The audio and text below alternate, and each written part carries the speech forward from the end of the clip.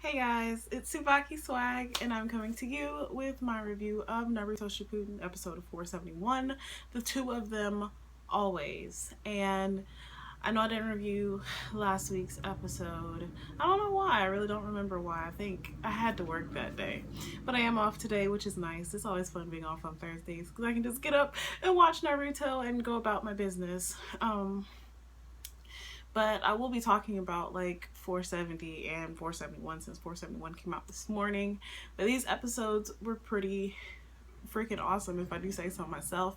It was nice finally not having a filler, even though there was so much backlash about the filler about showing Kakashi's face, which I think is really stupid and unneeded because, I mean, for me personally, like I had said in the video, I loved like seeing it and like seeing it in the manga, like showing Kakashi's face. After literally all these years, it was awesome to finally see his face, even though it was a little anticlimactic because there really wasn't a whole lot going on. He looked normal, but after all this time, it was nice to finally be able to see his face. And I think Kishimoto finally realized that people are going to want to see it after all these years of not knowing what he looks like past his mask. It was nice finally seeing it. So I feel like all the people who were getting all up in arms about the filler, about there even being a filler, which I can understand completely because I'm one of those people who really not a huge filler person. I would rather see canon and be done with it. I mean, in ways I can understand why Naruto is being so spaced out, because they're trying to hold on to that last sliver of hope, because Naruto is almost over and it's inevitable at this point because it is almost over. And also think that they're trying to make up for how much they rushed the last part of Naruto in the manga. So they're trying to space it out a little bit more. I think more for like the people like me who read the manga or have read the manga and saw how they rushed through like the last 20 chapters or so. So it's nice in a way that they are taking their time and actually showing things in the anime that was not in the manga, which for the people who have been waiting like to see more action, I completely understand that you're upset about the way that they're doing this, because it does really fucking suck, especially for that long period of time when it was just straight filler for like what, 6 months, maybe a little bit longer. But they've done that before, so it really shouldn't be a big surprise. But like I said, I do understand that it can be frustrating when you're waiting to see what's going to happen and then they jump into filler. So hopefully it doesn't happen again like it did last time. If they do put filler, hopefully it's only like one episode or so, because there have been quite a few fillers. Because like I went back and watched all of the filler episodes with Kishimoto, not Kishimoto, with Hagoromo and Homura, talking about like how things happened with Kaguya, and it was amazing. Like they didn't say anything about that in the manga. It was nice seeing them actually explain like where Hagoromo comes from and what happened between him and his brother and what happened, how they sealed Kaguya and all that good stuff. So it was actually really cool to see that animated, because none of that was mentioned in the manga. So it's just like, there's a hats off to people like me who read the manga and were somewhat confused, but still looking forward to watching it be animated. So anyways, into the review after my long rant. These two episodes are actually pretty cool because we did get to see Naruto fighting Kaguya by himself, because Sasuke did get separated from him. Sasuke's literally been like wandering around by himself in the desert waiting for something to happen, and Obito, he just feels not necessarily entitled. I can understand where Obito's coming from, because literally all of this is his fault. All of this, everything that's happened so far, like the war and everything, is his fault. Even though he was a puppet of Madara and everything that Obito did was tied to Madara's will, Obito still is the one who did it. He could have chose not to. He could have went back to the Leaf Village once he was able to walk around and move around and function as a normal person. He could have gone back to Leaf Village, but he didn't because Madara set him up to see Kakashi kill Rin, because Madara set that up for Kakashi to be there, or Rin to get taken, so that way Kakashi would kill her and Obito would see it, and then he would go nuts and take out his anger on everyone else. So literally, Madara is the root of all evil. He really is the root of all evil. Everything bad that has happened in the ninja universe within his lifetime has been Madara's fault.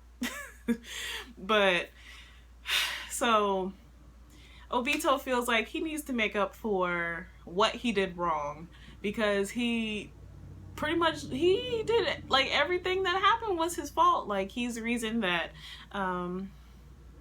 Minato and Kushina are dead. He's the reason that the Nine Tails got put into Naruto.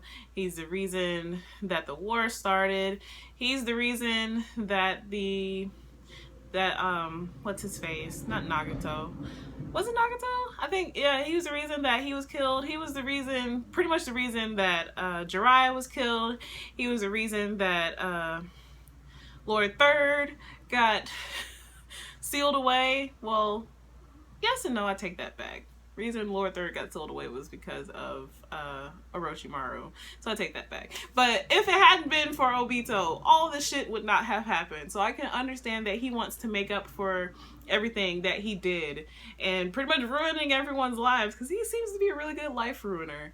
But he was able to find Sasuke with the help of Sakura and a Naruto clone, which did get disintegrated by Kaguya, which, can I say that is like Bone Ash is the name of the move, was actually pretty freaking cool. And if nobody else noticed, Kimimaro, I'm guessing he originated from the clan that lives on the moon, from Humara's clan that was put on the moon. I'm guessing that's where Kimimaro comes from, because Kimimaro did have that move before he died. So I'm guessing that's where Orochimaru got the DNA from.